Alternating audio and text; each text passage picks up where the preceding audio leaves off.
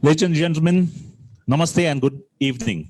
I'm Sujeev Shakya, Chair of Nepal Economic Forum, welcoming you to another edition of NEFTALK, the first one we are hosting virtually. Welcome to people logging in on Facebook from around the world, and we ensure that please do keep your chat section busy. So please do provide your comments, your questions on chat. So before we begin today's NEF talk, let me just give you a brief presentation on Nepal Economic Forum. So Nepal Economic Forum is a not-for-profit organization dedicated to being the private sector interface to Nepal's economic development. And from 2016, we have been continuously listed on the 100 top go-to think tanks in Southeast Asia and Pacific. It's supported by a wonderful model in which each member of BEAD management, the sponsor of Nepal Economic Forum, they spend 20% of their time for NEF. It has a robust fellowship program that brings in young Nepalis from around the world to spend a year to hone their skills and understanding Nepal and augment their research, analysis, and communication capabilities. So this is our, Business Policy Research Center publishes 43 volumes we have published of NEFPOT till date. There are lots of specials we produce. The last one was on digital transformation brought by COVID-19. The NEFTALK is our blogs. In 2020, we produced more than 90 blogs. You can log in into Nepal Economic Forum website and find the blogs out there. We have NEFTALKs is 75 minutes curated programs. Today is the first one, which is hybrid. We have a live panel speaking to an audience on Facebook. And we've been doing many NEFTALKs each year. For the past 10 years, we've done more than 40 NEFTALKs, which works on the model of the 3 Cs. We contextualize, we converse, and we conclude. So today we are going to be talking about borders, and this is also part of our work we do on through the Center for Private Sector Development, our work on sort of private school cartels, legislation formation, and today we are also taking the opportunity to release our publication on Dissecting Bordernomics. In our incubation program, we have 5 incubation programs from Himalayan Circular Economy Forum, Renewable Energy Center, Center for Digital Transformation, Global Nepali Network, and Nepal and the World. And today's event is also part of the Nepal and the World Center. And the technical lead, Apekshya Shah, is here as one of the panelists. So today, what we are going to talk about is that whenever we are talking about borders, we are talking about borders as a point of control rather than a point of facilitation. And perhaps we need to look at new discourses. And personally, I've been writing on border economic zones and to unleash the future of the people who live in border towns. So today's NEFTALK title, Dissecting Bordernomics, we take a futuristic perspective on borders as point of lifeline and facilitation of economy, a fresh perspective that is so much necessary as we move ahead, integrating to the global world. We have a stellar panel comprising of Aditya Todi, who is the director of MC Group of Companies, just returned from the US after a dual degree from the Harvard Business School and the Kennedy School. We have Apekshya Shah, Senior Fellow and at NEF and Technical Lead, Nepal and the World, somebody who's been teaching diplomacy at the Tribhuvan University. And we have Namgya Khampa, Deputy Chief of Mission, Embassy of Nepal, Kathmandu. In the next 75 minutes, we are dividing it into 2 parts. We'll have conversations and we will take questions and comments that is coming in our chat. So welcome once again to this edition of NEFTALK, and let's start by maybe first round reflecting on our own perspectives about what does borders mean to us. And for me at a personal level, as a Himalayan citizen, as I say, for me borders, there's a seamless movement you can do. And as we traverse the Himalayas, and now I traverse different parts of the world. And for me borders, yes, the borders are there, but I see it more as a point of facilitation, a lot of memories, a lot of personal thoughts. So maybe I would start with Aditya about your own reflection on what comes to your mind when we are talking about borders. Thank you, Sujeev. Hello to everyone who's watching this. Excited to connect with you all. I hope you're keeping well and safe and healthy. I think I want to start this with a personal story. From my childhood years, my mother's side of the family, they're from Birgunj, so my summer breaks were often spent there. And I think there's one poignant story that comes to my mind, which might help us elucidate this talk. So I remember maybe I must be 8 or 9 years old, and I go over to Birganj, and my mama, my uncle, he had two cell phones that he used to keep with him, and cell phones at that time still weren't a very common occurrence. So I asked him, why do you have these two phones with you? And he said, well, one has the NTC SIM and the other has the Airtel SIM. So if I want to talk to someone in India and pay the India prices, I just take the India phone. And if I want to talk to someone in Nepal, I just use the NTC phone. And he said, he went on then to tell me how there's certain parts of the house where the reception for the Airtel network is much better than the NTC network. And so I think that for me was a very, it made me realize that, oftentimes when we talk about India, Nepal, uh, in national terms, a lot of the identities, especially in border towns, aren't that rigid. There is a certain level of fluidity to that, especially given the porous borders that we have. I remember waking up in the morning and someone just being like, "Oh, let's go to India today." And then there was these tanga walas who used to take us to Raxol, and we could just see the huge markets over there. So I think this is one story. And then the second is, a couple of years back, I had a chance to travel to far western Nepal, and there's one border which really sort of sticks to my mind, and this was. The Jula Ghat border. This is the one that connects the Baitari side in Nepal to Pithoragarh, Uttarakhand.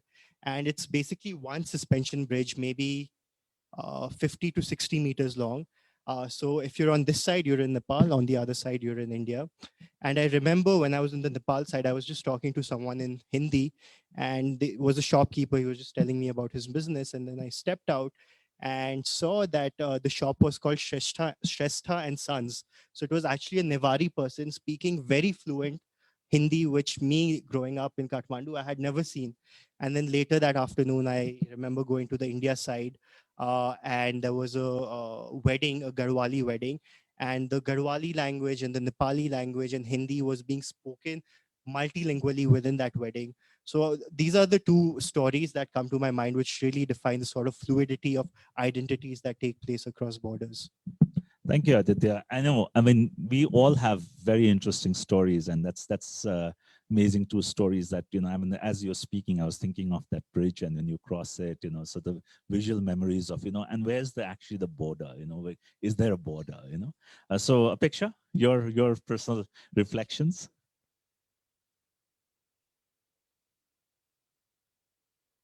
My early childhood I spent in border towns. My father was posted in the western side of the country, and my maternal family is from Bhairava. And my paternal grandparents at the time used to live in Nepalganj.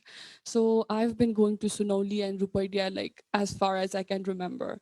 And then my sisters used to study in Lucknow. My cousins used to study in Nainital. So, we used to frequently be traveling by roads. So it took me a lot of time to understand the concept of international border. Although I knew it was an international country, I thought all the borders were like this, But then later I realized that was not the case.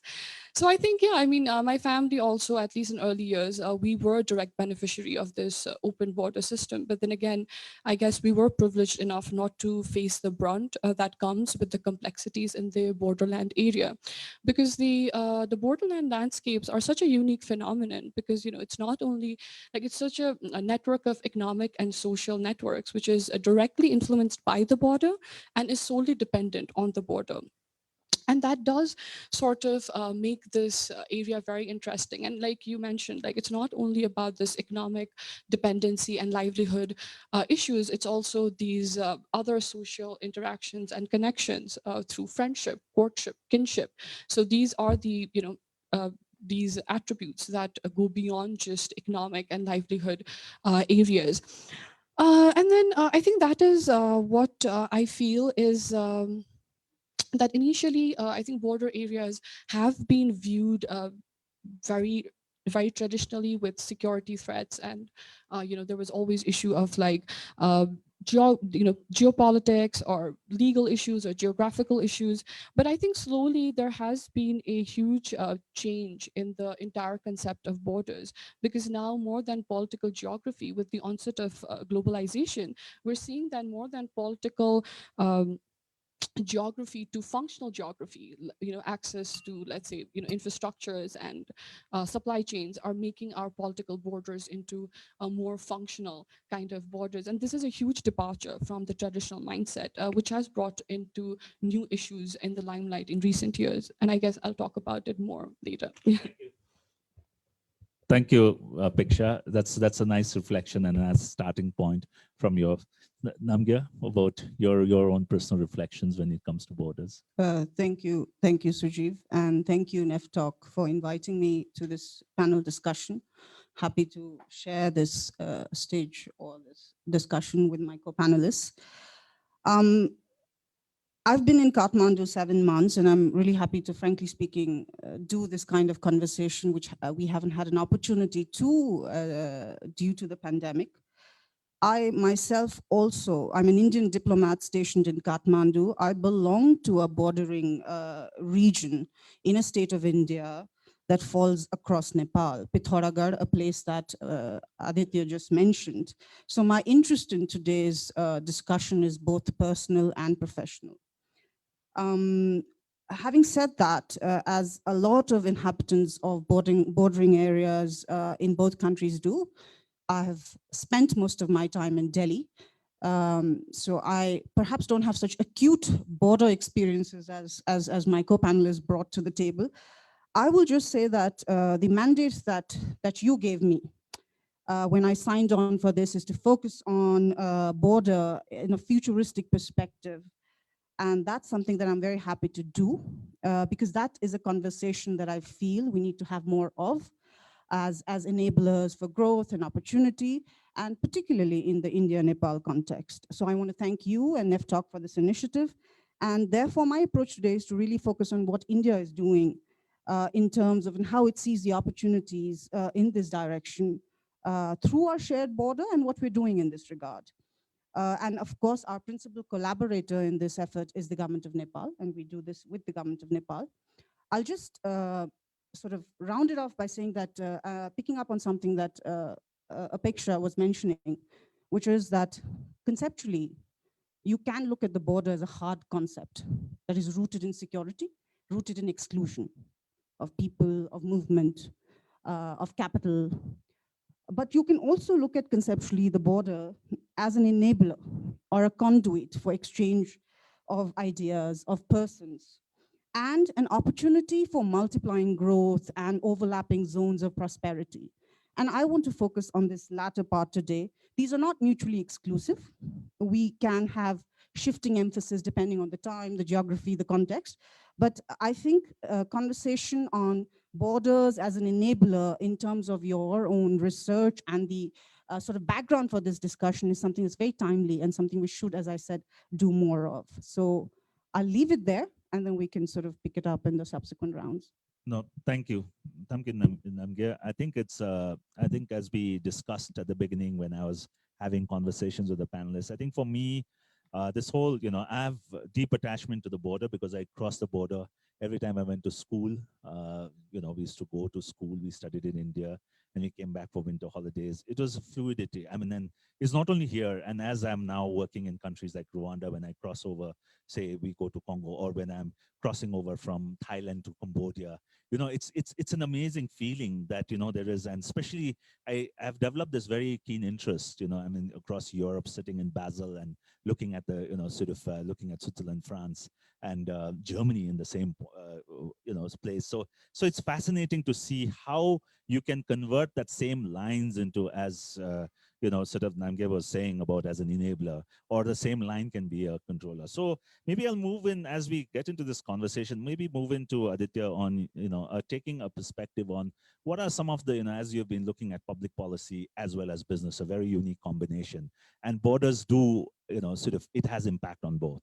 and to see some of the global experiences you've accumulated, or some of the lessons you've learned. If you want to share that and contextualize with the business you are doing, and recently coming back to Nepal, how do you see this? So maybe we can start with that and sort of build on. Yeah, Aditya. Yeah, thank you. And picking up from what Namgya was saying around borders, are borders a place of facilitation, or are they a place of control? So I sort of want to go back a little bit, maybe 200 years, and contextualize at this point in history where we are and how this fits in with where the world has been over the last 200 years. So let me start around 1840. I think in our modern world, that's probably one of the first times that we really talk about globalization in that context. It's the start of the Industrial Revolution. It's the start of the Opium Wars. During this time, we see that there's advent of technologies like steamship, railroad, telegraph, which photography, which not only decrease distance, but also the perception of distance. And I think from starting from 1840s up until early 1920s, I think that's the first time that we really see an escalation of globalization. What exactly do we mean by that? In many ways, borders became a lot less relevant because there was a more freer movement of capital, of goods, of people. Um, but I think what with that first era of globalization that happened, there were some clear winners and there were some clear losers. Uh, Around 1860, China and India made up 50% of the world GDP. By 1914, that number was down to 15%. And really, this is where the divergence between the West and the rest happened during this time. So globalization at that time was not really something that if you were living in a developing country, you would be too fond of. World War happens, 1920s, there's hyperinflation, there's sort of a more inward looking dynamic where borders become important again up until 1960s, where we see the independence of a lot of African countries that's happening. Colonialism is no longer a thing. And up until Cold War, so up until 1979, I think there's a decline of globalization that takes place from 1920s up until 1979 or so. And then the second phase of globalization happens as we see around 1980s with the end of Cold War nearing. We're no longer in a bipolar world, it's a unipolar world. Largely, the US is the big powerhouse in that. And I think it's really during this wave of globalization that we see countries like China and India, they benefit from it. They no longer are clear losers. So in 1960, China was 10% of the US's GDP. And in 2025, so in 4 years' time, it's expected to surpass it. So where does Nepal fit into all of this? I think one trend is very clear, right? That globalization is happening. It can't really be reversed. There'll be ebbs and flows that's going to take place. Perhaps in the 2000s, when there were these book bestsellers like "The World is Flat," and we were moving towards a world without borders. I don't think that narrative is as true as it felt back in 2000. But nonetheless, I think we look at some of what's like 2015. I think it was a very seminal year because what happened in this year was it was in terms of the uh, proportion of total world population. It was the most number of people who were moving and living in a country which was not a country of their birthplace. Of course, a lot of this was because they were forced into it. It's refugees from Syria and a lot of countries which are going through. So it's happening. These movements are happening. Sometimes it's happening voluntarily. Sometimes it's happening in a forced manner. I think the recent example more with COVID, what we see is that even in an era where these big powerhouses, we saw Brexit happen, we saw US and the Trump rhetoric around building a wall. Even during this entire time, I think the fact that we have a vaccine in a record 1 year, it happened because of a lot of partnerships that took place across borders. Scientists working in China, the US, and Europe who were able to collaborate and get us this vaccine on time. So uh, overall, I think in this context, as we now look into Nepal, I think the question is that in the second phase of globalization that happened, perhaps because of our own political instability, we weren't able to make use of it as much. But how do we change that from here? And how do we economically become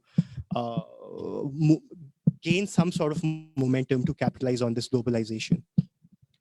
Thanks, Aditya. I think you brought a sort of a 30,000 feet view into this, and looking back, and sort of and as a great fan of World is Flat and Friedman, I still believe that this is going to continue, because sitting in Kathmandu in a household in Patan, we can order lehenga from Karol Bagh, which get delivered to your house using WhatsApp. That's the new trade, that's the new commerce. Huh? Yeah, and so this is happening, and this is where we see that I mean, where does then the border stand? And there's a new trade, new commerce. Also, it's happening. New means of payments are taking place. So this is a very new world we are looking at. So it's good to see that in continuum. So maybe Apekshya, I would turn to you for your views on this whole the trends and the changes. Yeah, right. So I think I slightly touched upon like how borders are not were seen traditionally. They were seen as a major geopolitical. It was seen as a very security concerns, traditional security concerns, mostly dominated policymaking in border areas. And that is why earlier border regions were peripheral to the development of central state. But nowadays, they are bustling industrial and urban regions. So we need to look into that definitely. And in the case of Nepal and its borderland areas, I think we have to sort of go beyond traditional security mindset, because yes, we know the advantages of globalization. We want to be part of it. We see that borders are changing. It's no longer the sensitive, we need to work around that.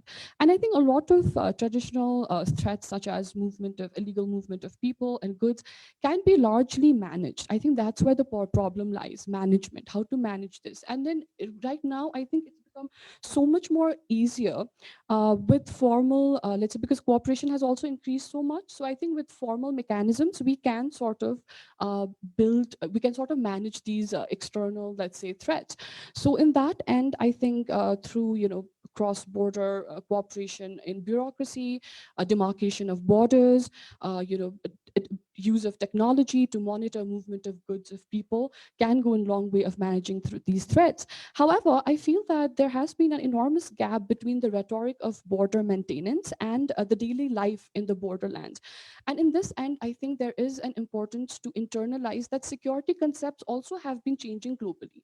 There's no longer like state-centric approaches. Now we're moving into individuals, and things like human security, I think, plays a very big role when it comes to our bordering areas, north or south, I think, and both sides of the border.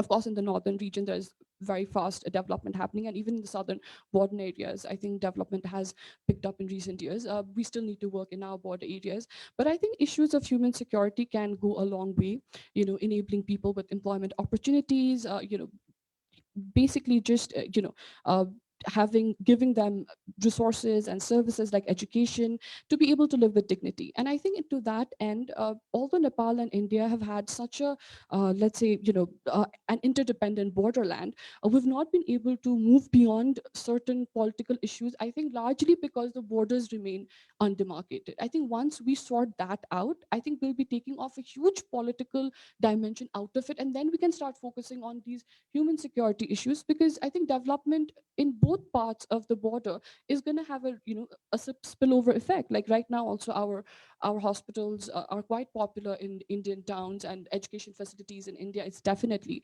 very important for us in job market and so on. So I think that is somewhere we can look into. We need to look into these newer security concepts that have come up in globally, and I think that can again help us to have a more balanced relationship. Yeah, I think I'll stop there. Thanks. So I think we are moving into some of these, the global thought processes, looking at future, and some of the key issues, challenges that we need to overcome. Before I move to Namgya, just telling, people who are watching us live on Facebook that please do send your comments, your questions on the Facebook chat. We are here to address. We have just looking at the screen and seeing, there are people live, and please do interact. Please do send your questions, comments. I think it's to build a more of an interactive session. So Namgya, go back back to perhaps where you left in terms of, looking at seeing it in a more futuristic perspective, building on what we are seeing globally happening, some of the, inherent challenges we have, but how can we look forward and, move ahead on this issue? Yeah, thank you. So let me just begin by looking back a little, and not a 30,000 feet view, but just to briefly frame the forward-looking agenda that we are focusing on, which is to say that we have roughly a 1,750 kilometer border between India and Nepal, and this has historically been a connector for our two cultures and our two people since the beginning of time.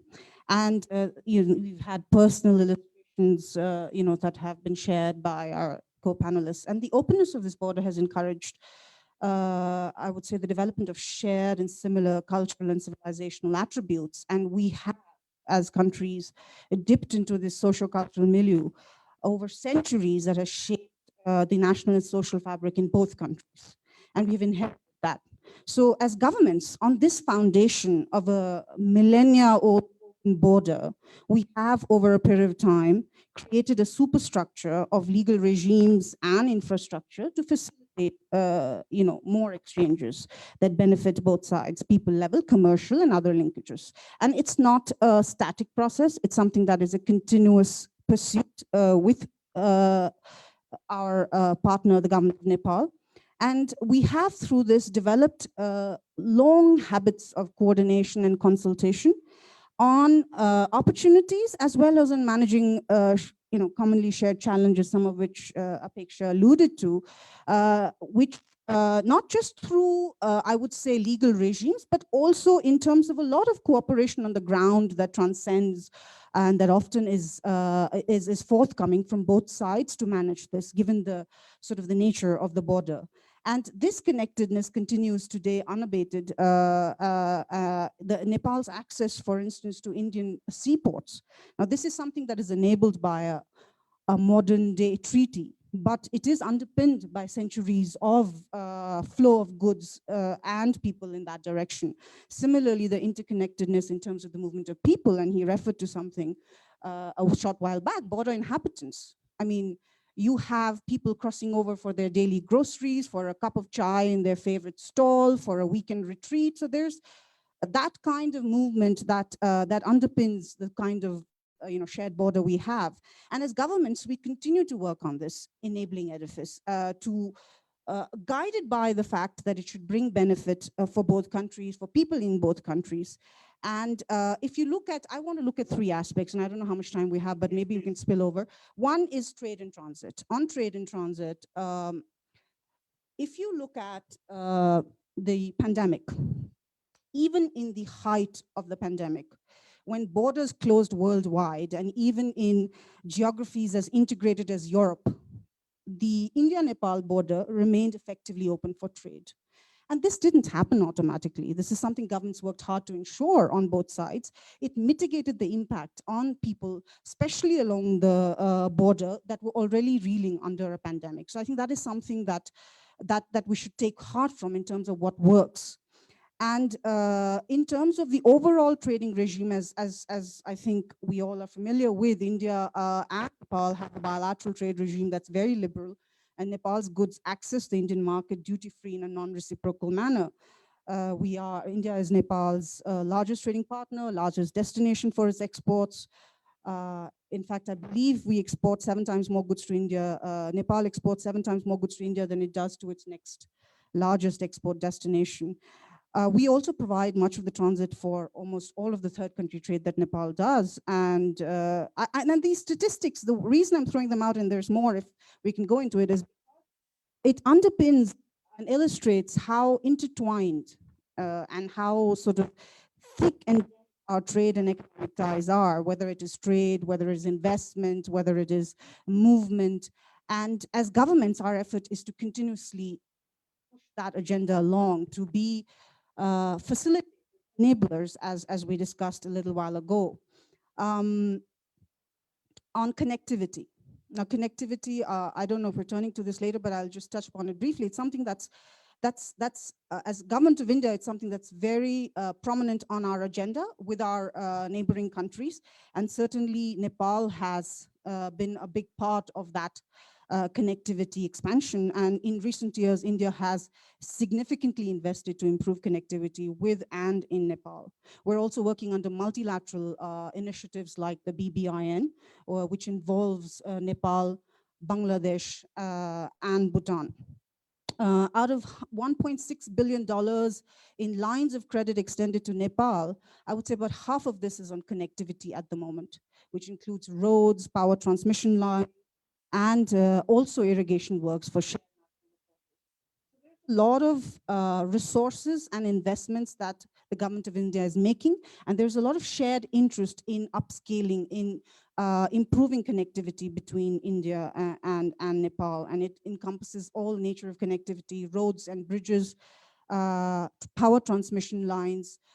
Look at the Motihari-Amlekaj pipeline, the first cross-border pipeline in South Asia. It's bringing in savings of about, I think, 1,000 billion Nepali rupees, if I'm not wrong, or 1 billion Nepali rupees, if I'm not wrong. So this is something where we need to do more, and we're committed to doing more. And it is a continuous process, and we, sort of work with the government of Nepal with a forward-looking agenda on this, and see how much of it we can do, which essentially works as a facilitator, as a support for growth and for prosperity for people on both sides of the border. I have other sort of issues, but we can come to that later. Connectivity is, sort of, as you said, two things definitely strike out in terms of how we have been able to, keep the country going despite, during the pandemic. The advantages of having an open border and the relationships of this kind. And also, if you look at, sort of the vaccines coming in, I think we didn't, sort of, it's also, that's another people to people, efforts on connectivity that is taking place.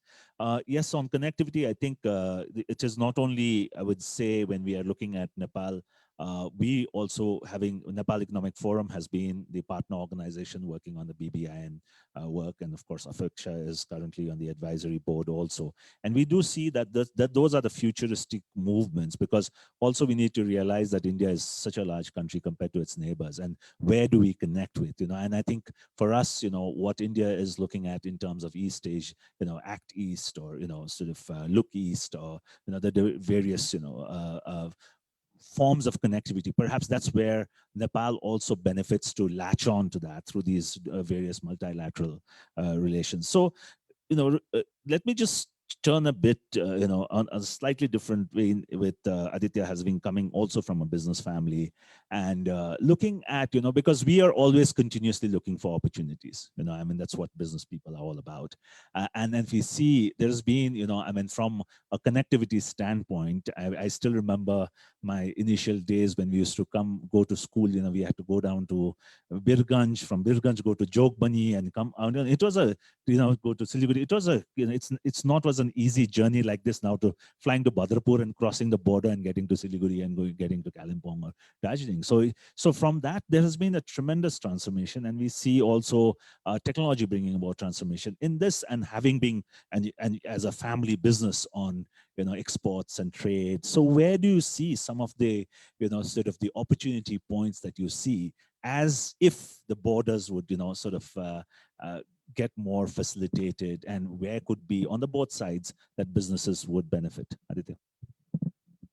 Yeah, great question. I think on that, I would like to say that the opportunities, how do we move from markets of arbitrage, especially when we think of borders, to markets of innovation? Let me expand by what I mean on that. So traditionally, when you see borders, the kind of business that was taking place across borders was one of arbitrage. Arbitrage is there is a price differential. There are exports or import bans. There's currency fluctuation that's happening. So because of that, there are people who sort of are able to move across these porous borders, which are now well connected, and are able to make money. Okay, that's a start. Great. But I think the opportunity now is, how do we move away from that market of arbitrage to market of innovation? By market of innovation, what I mean is, there's a lot of opportunities in these border towns to really have businesses where, for example, if I am exporting something to India or I'm importing something from India, oftentimes as someone doing business, I see borders as a hassle. It's like, wow, is the truck stuck again in the border? What's happening? There's just so much opaqueness to what's happening. So are there businesses that we can create which sort of adds some trust to this market, which takes away the opaqueness, which adds transparency, especially when it comes to some of these infrastructure issues and connectivity issues? I think especially with border towns, people who live there, I think the question now is, how do we move away from that arbitrage to thinking of more innovative business models which will serve us for the longer haul? So, specifically, where do we see this? Because also we are seeing innovation of different nature happening. And if you look at Nepal's bag of exports, 37% is now services. There are these, and then that's where I see a lot of collaboration also taking place, where we are, we see that, people can move around, services can move around. And we're seeing that, there are so many retail software companies that work on app for retail, businesses in India actually have their apps being developed in Nepal. These are the new forms of businesses are also taking place, which which may not, the physical border may not be the impediment, but then it just transcends. And once you see these relationships building, it then moves also in the next level. So in that context, what are one or two sort of points as a business person, and not letting out trade secrets, you would look at where we see potential in the future? I mean, if I had to look at a vertical specifically, I would say agriculture is one place that we should. So two places I would say. One is agriculture, and the other is logistics. The logistics aspect I sort of explained earlier, because for any business that's doing cross-border business across India, Nepal, it's a huge hassle, even to this day in 21st century. So how do we make that mobility? Right now, there is free mobility of people, but when it comes to the mobility of not just goods, but also capital, if a Nepali wants to invest in India or an Indian wants to invest in Nepal, how do we make that easier?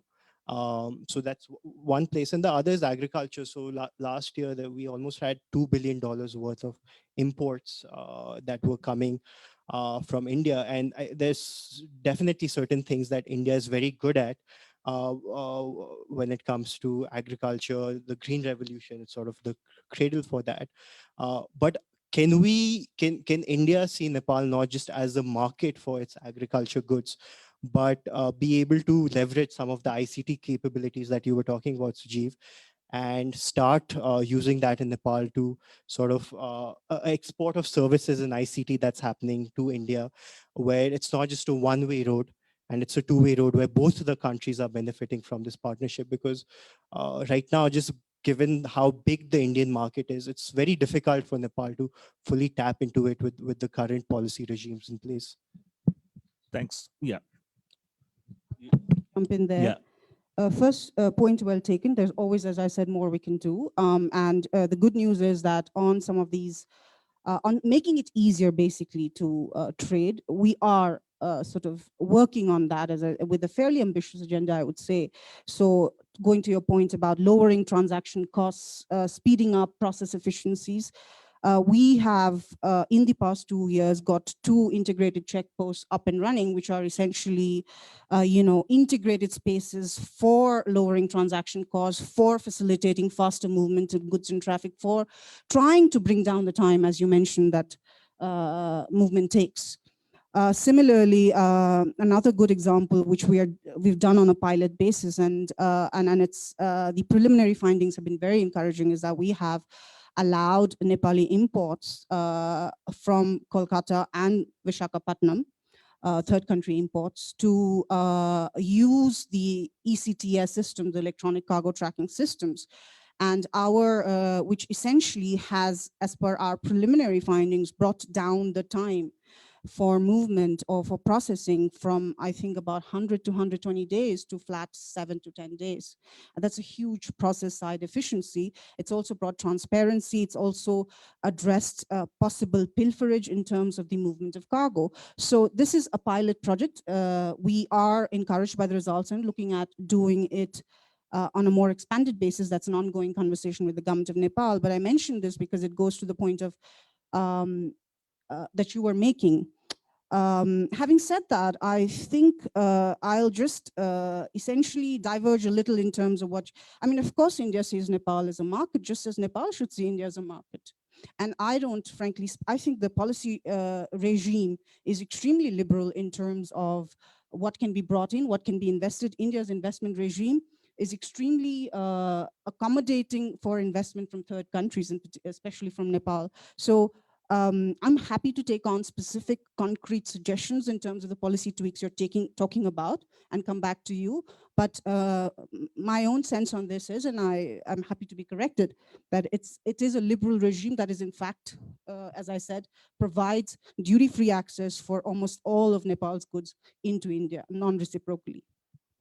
Yeah, I think before we move to Apekshya, I think one of the things I would just like to, I mean, it's such a topic so close to my heart, so I'd like to intervene here, is also that a lot of policy paradigm issues has been on our side also. I'm not saying that, it's a, so if you look at, I mean, yesterday's my piece was on, sort of allowing Nepalis need to invest out, I mean, if you look at it, there's a Nepali company that is doing very well in India, and they are not being able to open a branch office, and we are working in multiple countries just to recruit a consultant, just to send money to that, to firms or an advertising firm, is such a big issue. So, and I think it was not that this is not being discussed. I remember being, part of committees, like when we did the Bodhikoshi Power Company, the project agreement basically said that we could list in the Mumbai Stock Exchange.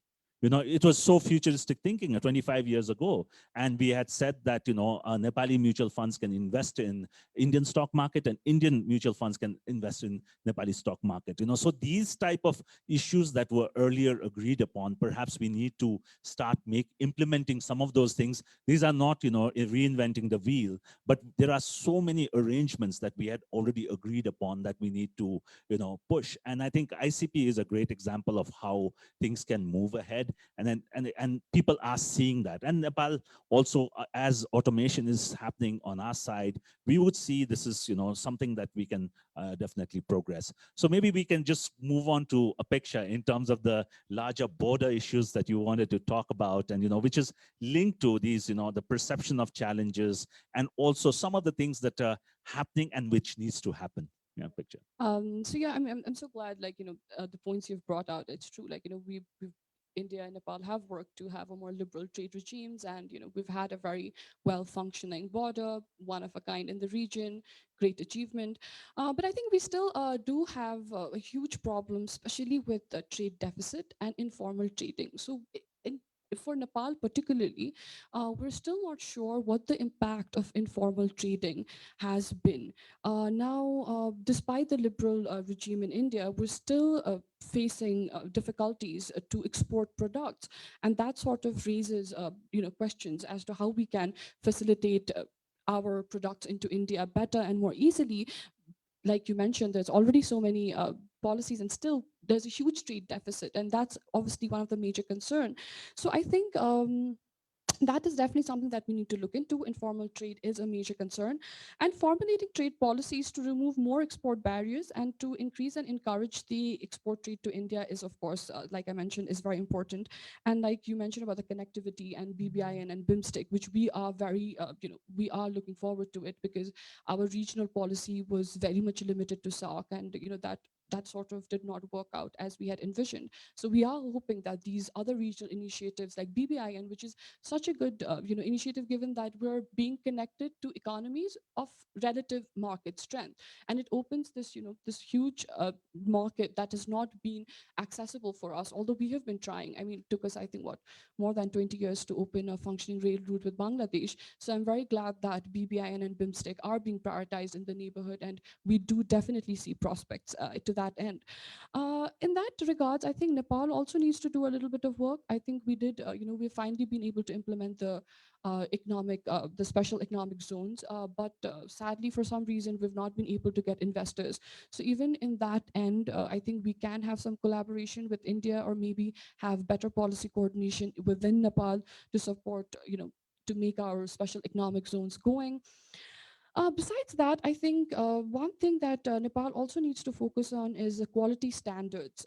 That's being developed all around the world, and I think we need standardization of goods needs to be prioritized, and there needs to be discussion across borders as to how we can collaborate in that end also. And I feel that the number of quarantine facilities and food tasting facilities also need to increase in the border areas. Such interventions, if done timely, could help addressing Nepal's concerns about trade deficit and unrestricted access cross-border movement. Right. So I think I will just end it here for now, and maybe we'll get back to other points later. I think, sort of as we are looking into the futuristic perspective, of course, there are challenges and we can have different, versions of the challenges. I mean, this is a continuous discourse we can have.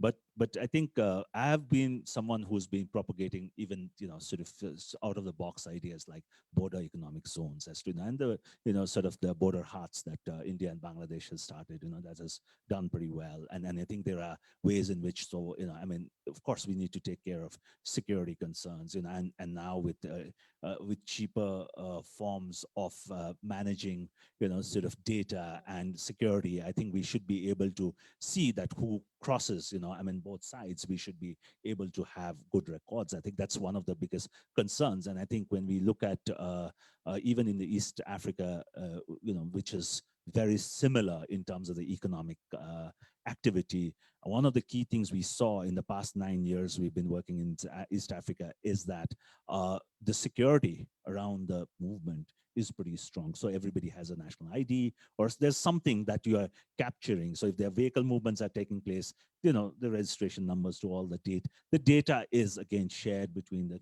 whichever the two borders are there. And I think that's going to be very important, because I think the security side is, I mean, there are different ways to look at it, but that's going to be important. Yeah. I think that's what, like, we can manage it. I think digital, like, with digitalization, there's so many things that can be managed. I think we need more collaboration and innovation to how, Yeah.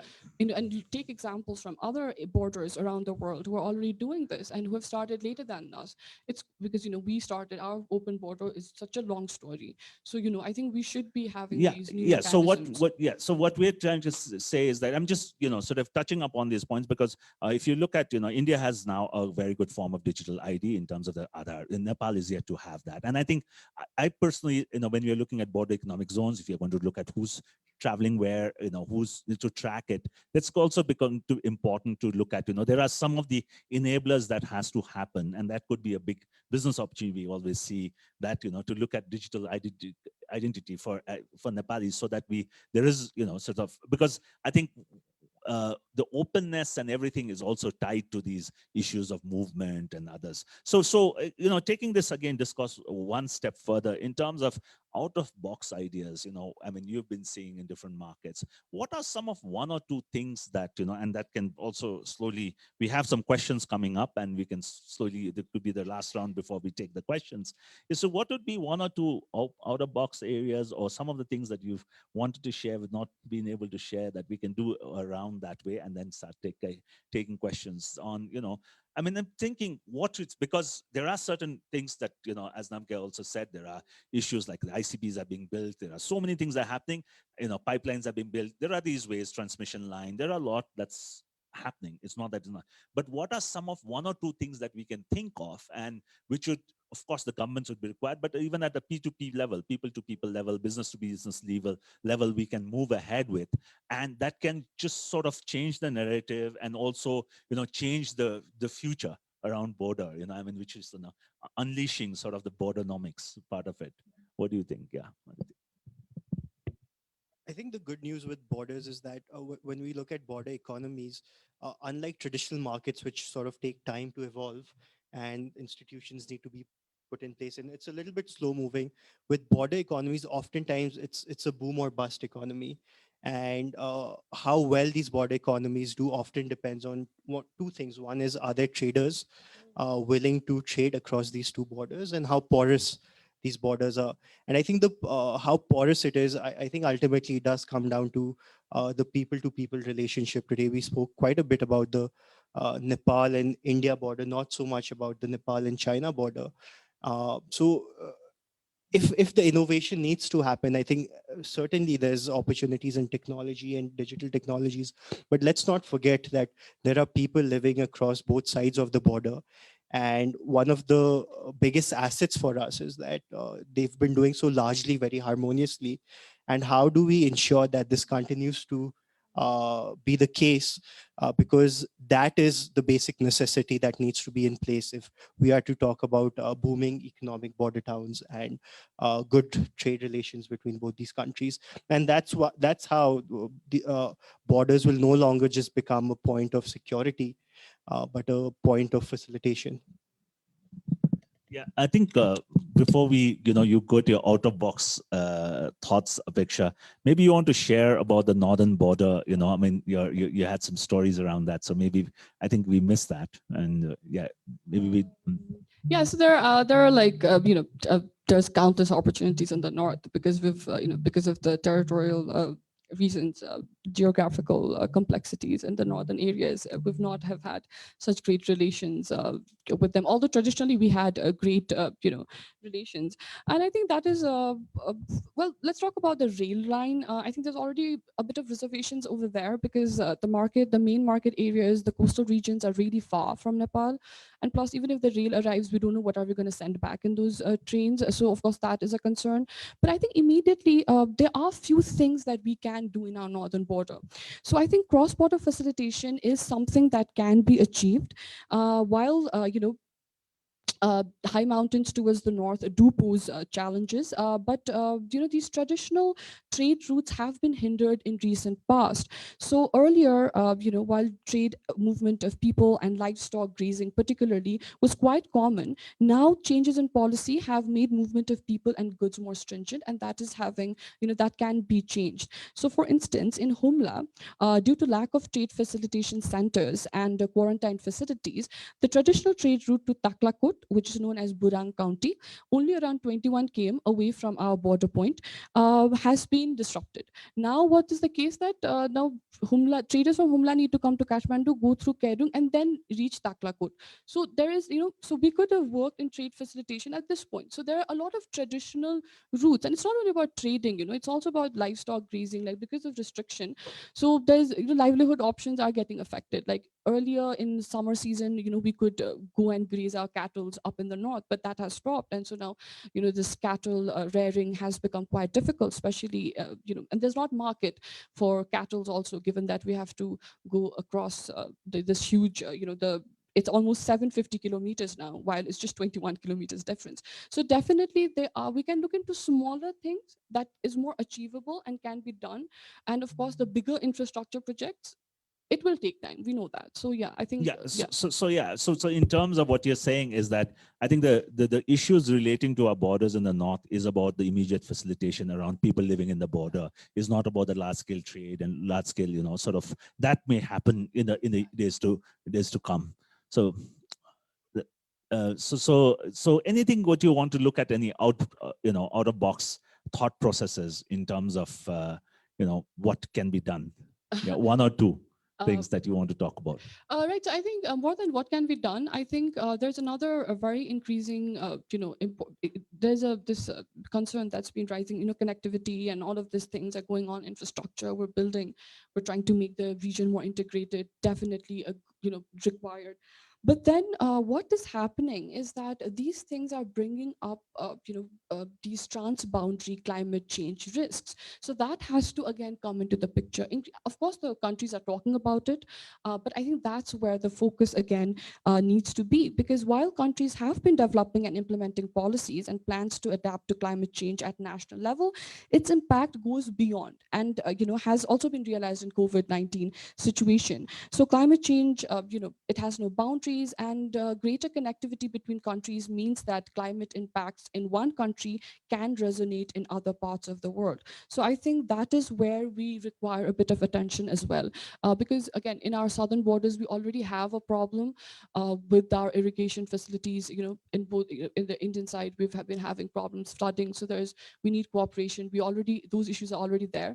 But I think with climate change, these things are going to become all the more serious, and it's going to affect on both sides of the border. So I think even even to that end, we need to look into these transboundary climate risks that are going to come with our connectivity infrastructure projects, right? Yeah, that's a very interesting point where we bring in the climate dimension to the economic. I think when we are talking about borders, we never talk about, sort of climate resilience or, the impact of climate change. Namgya, what did you like to say, one or two thoughts before we open up? I'm almost scared to give you out of the box ideas because you will make it our responsibility to implement them. No, I'm joking. I'm joking. The good news again is that some of these ideas that you referred to are not actually that futuristic in the sense that off in some distant horizon. I can tell you, I can share that some of these conversations, for instance, on cross-border economic zones, these are conversations that we're already having. And that are under consideration, examination at various stages, brainstorming. Let's say we're brainstorming on them already, or something like the BBIN, which is not that futuristic, hopefully, and it's at a fairly advanced stage. So these are things that we're working on. I think when we look at how do we facilitate more through borders and in the India-Nepal context, I see two facets. The first is hard wiring connectivity. So the actual infrastructure creation that we've talked about through this discussion, whether it is integrated checkposts or railway links or transmission lines.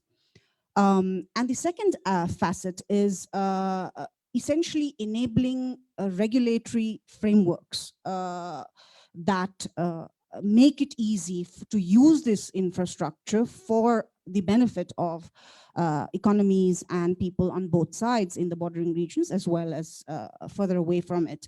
And I want to refer to some specific examples in the India-Nepal context. Railways, for instance, that's something you spoke about in the northern context. But let me just say that in the India-Nepal context, railways is, I would say, a sunrise sector. We have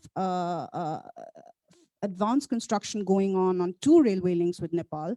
This is the Jayanagar Kurtha all the way to Bijalpura railway link, and further on to Bardebas, which crosses Janakpur. This is a railway link till Kurtha, which has been completed, and there is a very advanced discussion going on in terms of operationalizing it. This is, of course, an old railway link that we have upgraded and revived as a Government of India funded development project. The other one, and I remember you mentioning this place, is the Jogbani-Biratnagar railway link, and that is also under active construction. In addition to that, we also are looking at feasibility of the Kathmandu-Raxaul railway link. Now, there is a technical survey that has to take place on that rail link, but imagine if you do have connectivity on rail between Kathmandu and Raxaul, the kind of change that asset creation can, can render in terms of the economies and the lives and the mobility. So I'm not sure if it's out of the box, but it's certainly something that that governments are working towards. Power transmission lines. As I told you, we've been investing a lot in terms of power transmission through our lines of credit, as well as through grant assistance. And as you know, India meets 35% of Nepal's power requirement today.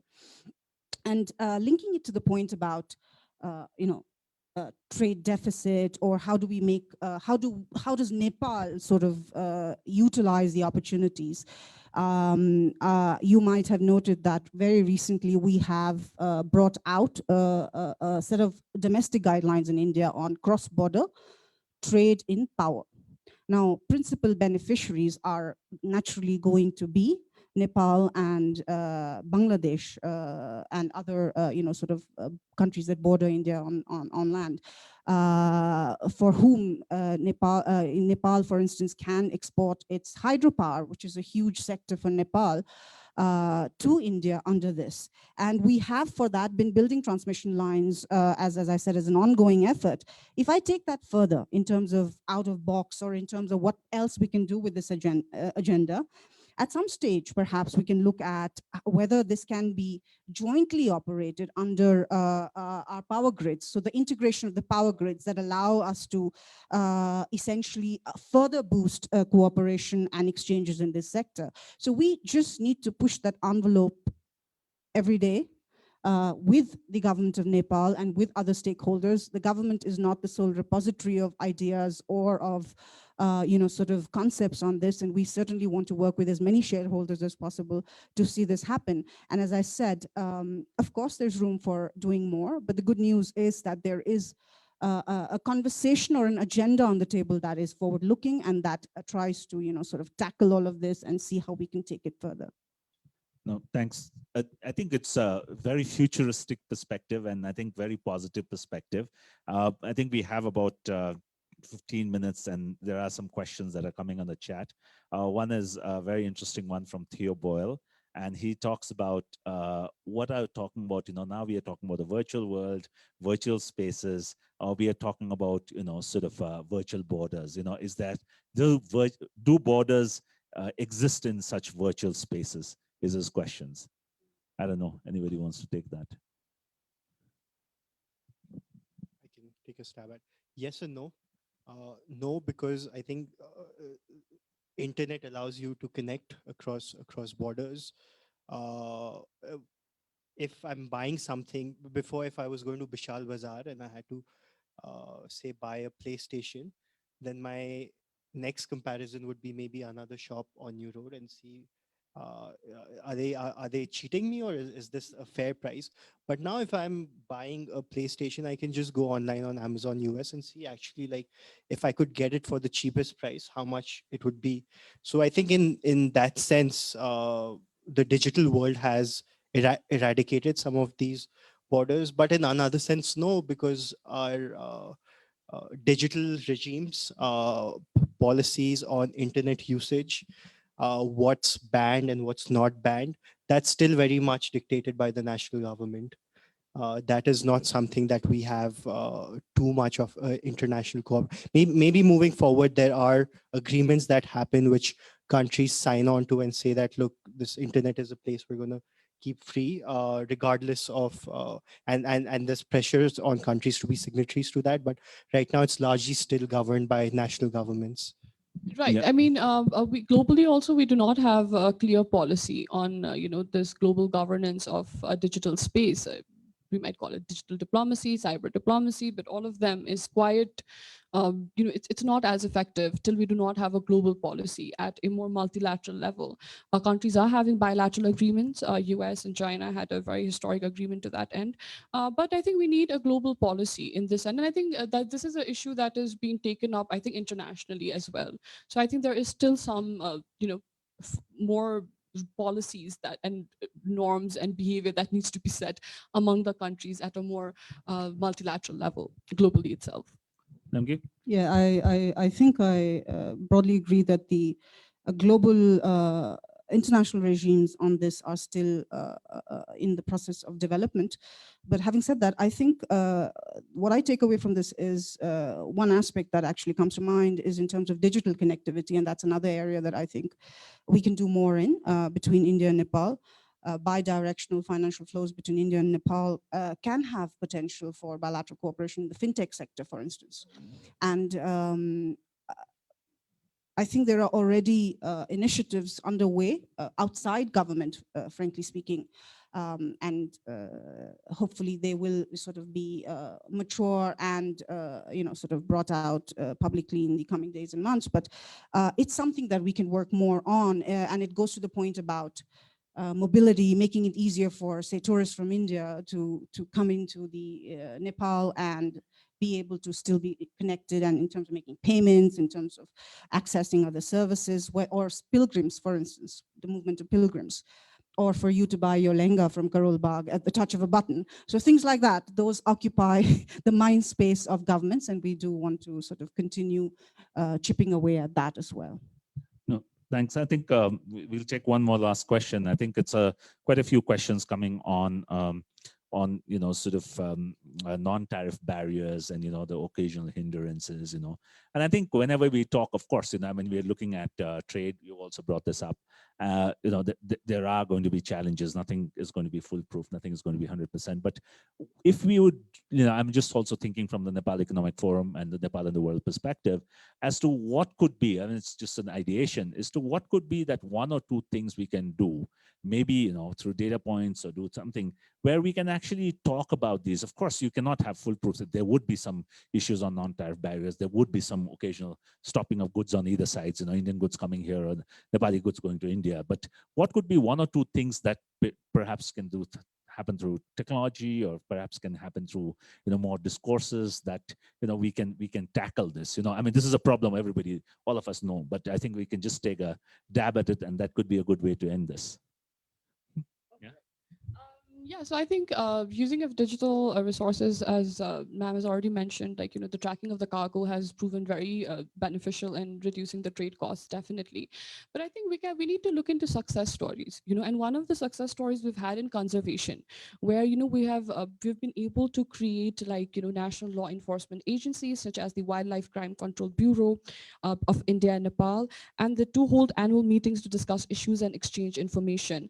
And at the community level also, we've had these initiatives such as anti-poaching units, buffer zone groups of Nepal, and Ban Rakshaks, forest guards of India. So I think this is another very big takeaway, is that border areas is a very complex region beyond the policy making process of the entire country. It comes with its own agenda setting, it comes with its own stakeholders and own concerns. So bottom up agenda setting is very much required to look into how can we facilitate things better, and involving multiple stakeholders and taking their account is very important, because they're the direct beneficiaries and they're the ones who are going to face the direct repercussions. Now, in case of Nepal, I would say the policy making has been dominated in Kathmandu so much that, you know, everything gets lost. And sitting in Kathmandu, you cannot make policies for people at the border, because they are the ones who have to live with the reality. So I think this, you know, involving non-state actors, involving actors, you know, taking bottom-up agendas, setting, I think that can go in a long way to, you know, create confidence. But then again, I honestly, I do believe that, you know, demarcation of our borders would go a long way to make people feel secured in the borders, especially in our side. I think there's a lot of insecurity among people. So I think that also is required in the long term, definitely. Thank you. Thanks. Namgya, you have any comments on that? Yeah, I just want to clarify the borders are demarcated for the most part, except for a very small sliver. But just to move on to the issue of, you said non-tariff barriers. As you said, I mean, trade between any two countries is bound to have an agenda that requires constant work. Non-tariff barriers, I know, is something that is brought up from the Indian side as well. For instance, Ayurvedic products from India and a whole host of other products that we discuss with stakeholders in Nepal. So it's a continuous two-way conversation and a two-way concern, if we can call it that. And it's something that we sort of work on. We can look at sort of working through this with stakeholders, primarily in government, as a lot of this perhaps relate to regulatory regimes. But what I would again suggest is that, and this may not be the forum for that, I certainly am not an expert, but if those concerns or those issues are more specific, they can certainly be looked at, and we can certainly sort of, you know, incorporated in terms of the conversation we already have, if it's not something already on the table. So rather than just saying non-tariff barriers, if we know what we're talking about, more specifically, it's something that can be tackled, similarly with informal trade. So I think I'll just sort of, these are concluding remarks you mentioned. So I'll just close by saying that, you know, the conversation, we certainly intend to, with the government of Nepal, approach it very positively. And we have a very ambitious agenda, as I said. And we want to make the border a stimuli for development. What it entails is improving connectivity and infrastructure, as I mentioned, lowering transaction costs, removing barriers, changing mindsets. There's a lot of entrenched mindsets. Any change is difficult. And putting people, as Apekshya rightly said, at the center of policy framing. We have to be mindful of security issues, of course. And again, even there, we have actually a long habit of cooperation, and a lot of regimes in the bilateral context that address it, whether you look at drugs, we're talking about agreements on customs that have both a facilitation aspect and an enforcement aspect. So there is certainly, we're fully apprised as governments of making it easier and making it easier in a managed way. And that has a bearing on how we can bring greater benefits to people living along borders, or to economies along borders, or to both countries in a larger sense. So it's something that we'll continuously work on, and we're happy to take on, as I said, concrete suggestions and see how that can be incorporated and discussed perhaps in the appropriate forum. Thanks. Thank you. Aditya? Yeah, on non-tariff, I think that's such a huge, large discussion. It's both an intra-country discussion. It's also inter-country discussion. I think with Nepal, with our experimentation with federalism, it's also a provincial discussion to identify what those goods are. And I think for, again, businesses, it again depends on which business you are in, whether you're for or against it. I think in terms of my closing remark, I would say is that it's really about understanding the people across the border. For folks living in Kathmandu and the hills, for them to go to the southern belt and really see what these border towns look like. For folks living in the southern border town, going to Pithoragarh and seeing what that looks like. So I think there's an opportunity for that. I will go back to the story that I started with. I hope that someday when I go back to Birgunj and I go and see my Mama, instead of two phones, he has one phone, and that one phone at the same rate works perfectly well throughout Nepal and throughout India. Yeah, I think that's a very good way to conclude this. And I think from this has been a great discussion. And I think for our next piece of work that we can do, I think we can pick up a picture, maybe the non-tariff border, barriers part of it, and to look at from the both sides. Because if you look at, say, for instance, the dairy industry in Nepal, or so many industries have been, sort of not being able to unleash itself because of certain non-tariff barriers you have. I mean, you look at the poultry industry. So it's on the both sides, and then maybe we can look at it, and that might be helpful for both the governments. So maybe we can do like we do a paper around bordernomics.